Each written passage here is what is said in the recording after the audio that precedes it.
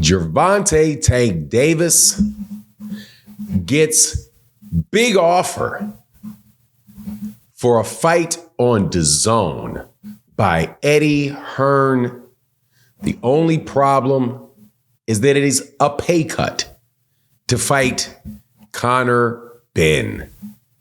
The framing of ducks continue. Let's talk about that in this video.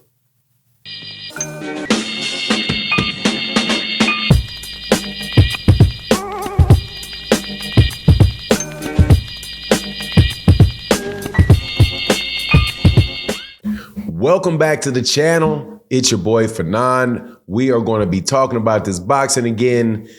This time we are going to do the follow-up on Gervonta Tank Davis because, as you know, when something is reported about Gervonta Davis, or generally speaking in the American YouTube boxing world, if you wait a couple days, you're going to find out it's not true. So here we are again with a statement from Benn about an offer that was made to Gervonta Tank Davis to fight him. And the offer was made by Eddie Hearn. Big problem with the offer.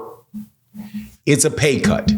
And it is a huge pay cut to boot. Now, before I get into that, though, let me welcome you back to the channel. If you're new to the channel, please accept my invitation to hit the subscribe button, hit the bell icon so you can be notified of when we release more videos. And if you're a longtime subscriber and supporter of the channel, thank you so much for your continued support. Okay, so basically what happened is, and we'll go back just a little bit to give you a little background. Benn is a fighter from the UK, son of Nigel Benn. Had a fight a couple weeks ago in the United States because he cannot fight in the UK at the present time because he's under suspension for the use of PEDs. He and Gervonta Davis have a back and forth with one another, and it comes down to Eddie Hearn saying that he's going to send an offer, or has sent an offer, to fight Gervonta Davis.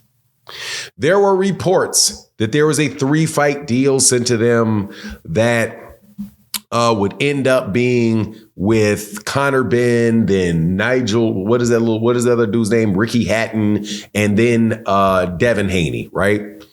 Unfortunately, well, fortunately, though, let me say fortunately, because I don't want to see either one of those first 2 fights. That's not true. So Benn just today on Twitter said that Eddie Hearn sent an offer to Gervonta Davis, and that the offer was for between $10 and $15 million. Just as a side note, shout out to Boxing Kingdom, which is a UK Twitter page, who just simultaneously came out with a tweet that laid out the market value of fighters. Now, I have a hard time understanding what market value of a fighter means, especially if you have somebody that is a pay-per-view fighter, because your market value is what the market is willing to pay for you. And if you're a pay-per-view fighter, then your market rate is really what you're going to get out of that pay-per-view. You can get a guarantee, but then your market value is going to be the price that you put on the event to sell to the public. But they came up basically with this make-believe list of what fighters are actually worth. And just coincidentally, Gervonta Davis winds up being at $15 million. Half of Tyson Fury, half of Anthony Joshua, $10 million less than Canelo Alvarez. And Canelo Alvarez, crazy enough, was worth less than Anthony Joshua. Their market value, okay, sure, that came right off the printing press of Eddie Hearn. But whatever the case is, mighty funny how that is released by Benn, $15 to $15 million offer, and then they put out a piece of a tweet, which is clearly propaganda, to say that his market value is $15 million. Now, again, how do you calculate Gervonta Davis's market value when he just did a million pay-per-view buy deal, and over $1 million, and it did a $23 million gate. His fight generated over $100 million. But he's worth less than Anthony Joshua, who's never come close to that ever. But let's just say that the man made, according to some reports, $40 million in his last fight. Why would his market value, if that's even real, his market value be $15 million? Less than half of that. Amazing. Devin Haney, who just made a $1.5 million purse. Literally, his purse was $1.5 million in his last fight. That is a publicized purse. Why in the world would his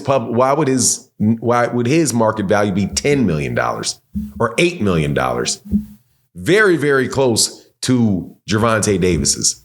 That's just a make-believe list. So really, they want Gervonta Davis to take a pay cut he wants him to, let me get this, to leave Amazon Prime, leave the PBC, go over to